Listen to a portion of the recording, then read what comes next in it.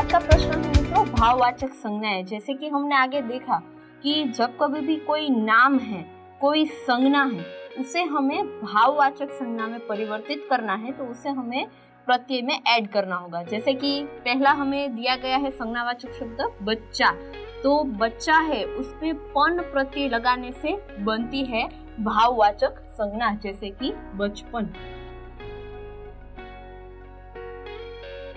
उसके बाद है मुस्कुराना, तो मुस्कुराना है उसमें हमें ह और ट जो प्रत्यय है वह लगाना है और वह मिलके हमें बनेगा मुस्कुराहट। उसके बाद है लड़का, तो उसमें भी हमने पन प्रत्यय लगाया था। पन प्रत्यय लगाने पे हमें मिलेगी भाववाचक संज्ञा लड़कपन। फिर है प्रसन्न, तो प्रसन्न में हमें लगाना है ता प्रत्यय। ता प्रत्यय लगाने पे हमें मिलेगी संज्ञा प्रसन्नता। उसके बाद है बूढ़ा, तो बूढ़ा में भी हमें क्या करना है पा प्रत्यय लगाना है। पा प्रत्यय लगाने पे हमें संज्ञा मिलेगी बुढ़ापा। पागल, तो पागल में भी हमें लड़का और बचपन की तरह पन प्रत्यय लगाना है। पन प्रत्यय लगाने पर मिलेगी हमें भाववाचक संज्ञा पागलपन। उसके बाद है चोर, तो चोर में हमें सिर्फ ई प्रत्यय लगाना है। ई प्रत्यय लगाने से हमें मिलेगा शब्द चोरी। तो इस प्रकार हमें इससे भी ज्यादा हमारे गद्यों में से और भी कई संज्ञाएं पूछी जा सकती है। जैसा कि हमने आगे देखा कि कौन कौन से प्रत्यय लगाने से हमें भाववाचक संज्ञाएं मिलेंगी। इसके बाद का प्रश्न है मित्रों आशय स्पष्ट कीजिए। जैसा कि कविताओं में हमने देखा था कि पद्य की कोई पंक्ति दी हुई होती और हम क्या करते थे उसका भाव स्पष्ट करते थे, तो इसी तरीके से यदि गद्यों में आए तो हम उसका आशय स्पष्ट करेंगे, यानी कि उनके कहने का मतलब क्या है। इस प्रकार जैसे कि पहला है लातों के देव बातों से नहीं मानते, जो कि एक कहावत भी है। तो इसका मतलब जो है मित्रों हमें प्रस्तुत चोरी के संदर्भ में हमें समझाना है। तो लातों के देव बातों से नहीं मानते, तो सबसे पहले तो ये बात करनी है कि जो हमारा समाज है उसमें दो तरह के लोग रहते हैं। कितनी तरह के?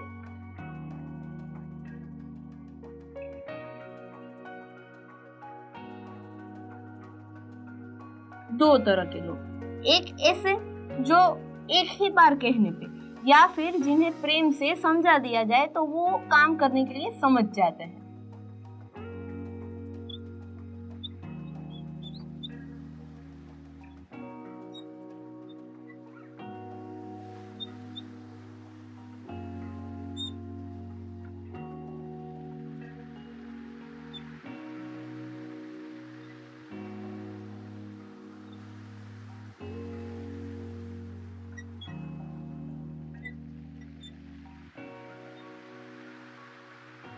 यदि एक बार भी उन्हें कहा जाए कि प्रस्तुत काम करना है तो वह कर देते हैं। और दूसरे प्रकार के लोग जो हैं वो कैसे होते हैं कि लाख बार कहने पर भी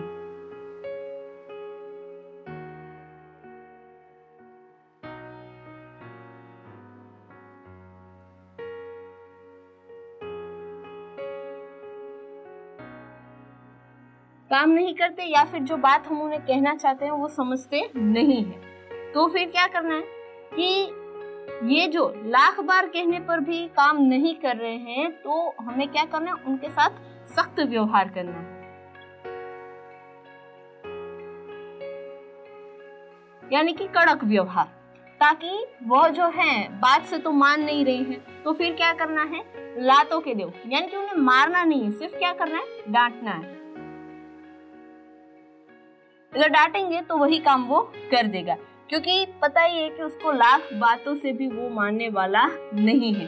कितनी बार चाहे कह लो वो काम नहीं करने वाला है। तो हमें क्या करना पड़ेगा उसे डांटना पड़ेगा, जरूरत पड़ने पे थोड़ा मारना पड़ेगा, सख्त व्यवहार करना पड़ेगा, तो वो जाके काम करता है। तो इस प्रकार दो तरह के लोग होते हैं। एक ऐसे होते हैं जो हम शांति से उन्हें एक दो बार समझाए तो वो समझ जाते हैं कि ये काम करना है, लेकिन जो दूसरी किस्म के लोग हैं उन्हें लाख बार कहने पर भी पता नहीं चलता है, तो उनके साथ हमें थोड़ा कड़का और नरम व्यवहार नहीं रखना है। इनके साथ हम नरम व्यवहार रख सकते हैं क्योंकि वो एक दो बार कहने पे कर लेते हैं, समझ लेते हैं, लेकिन यह जो लोग हैं इनके साथ हमें सख्त व्यवहार करना है, उन्हें डांटना है, जरूरत पड़ने पे मारना है, और ताकि वह जो है वो काम कर सके। तो इस प्रकार प्रस्तुत कहावत का अर्थ जो है उसमें हमें ये 3 से 4 पॉइंट लिखने हैं। उसके बाद दूसरा है, हम क्यों ऐसी चीजें खाएं जो सबको नहीं मिलती, इसी से तो चोरी की भावना को जन्म मिलता है। तो प्रस्तुत जो हमें वाक्य दिया गया है वह हमें पता है कि हमारे गद्य के अंदर नंदन जो है वो यह बात कहता है बिंदु के इस व्यवहार के लिए। क्या कहते हैं कि कभी भी कोई इंसान जो है वो किसी दूसरे आदमी को कुछ खाते या पीते या लेते देखेगा तो उसे भी इच्छा होगी कि वह चीज मैं भी लूं। अब हो सकता है कि जो यह इंसान है वह उतना खर्च करने के लिए सक्षम नहीं है, या तो फिर उसके लिए पैसे नहीं है ऐसी कीमती चीजें लेने के लिए, तो वो क्या करेगा, वह चोरी करने के लिए मजबूर होगा क्योंकि उसे वो चीज चाहिए, उसे लालच हुई है। मान लो कि लालच नहीं हुई है पर उसे वो चीज चाहिए, तो फिर वो क्या करेगा, चोरी का इस्तेमाल करेगा और चोरी ऐसे ही बढ़ती जाएंगी। तो इसका उपाय क्या है कि इससे चोरी बढ़ेगी तो इस भावना को जन्म मिलता है, तो जन्म ना मिले उसके लिए क्या करना पड़ेगा, तो हमें खुद ही ऐसी चीज खाने का बंद करना होगा। मतलब कि जो चीजें सभी के लिए उपलब्ध नहीं है, सभी लोग अगर इसे नहीं खा सकते तो किसी को भी नहीं खाना चाहिए, क्योंकि कुछ लोगों को उपलब्ध है, कुछ लोगों को नहीं उपलब्ध है, तो जिसे नहीं उपलब्ध है वह इसको पाने के लिए चोरी भी कर सकता है।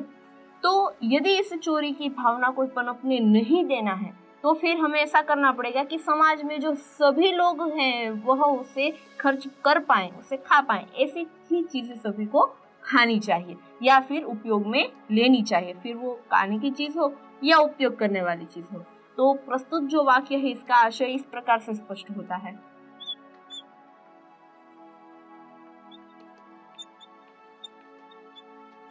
यदि कोई आदमी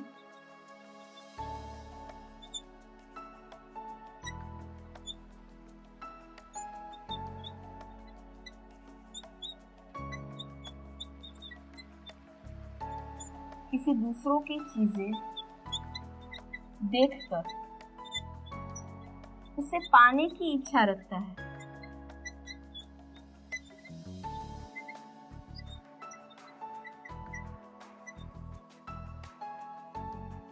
लेकिन उसके पास उतने पैसे नहीं है या तो फिर वो ले नहीं सकता,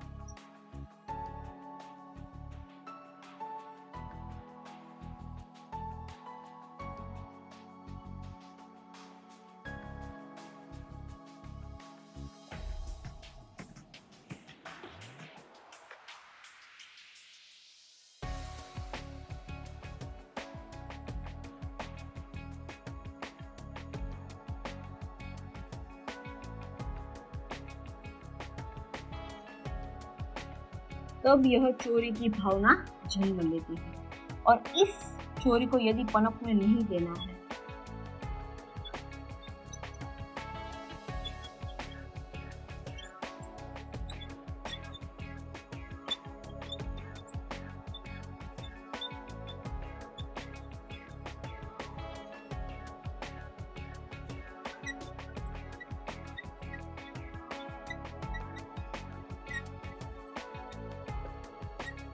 तो हमें भी ऐसी चीजों का उपयोग नहीं करना।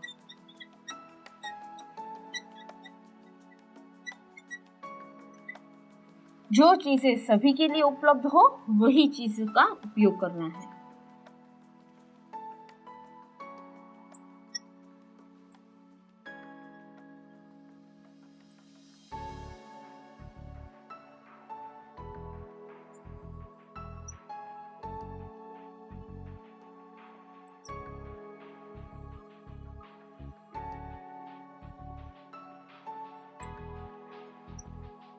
तो इस प्रकार प्रस्तुत जो वाक्य है हमें यह सिखाकर जाता है।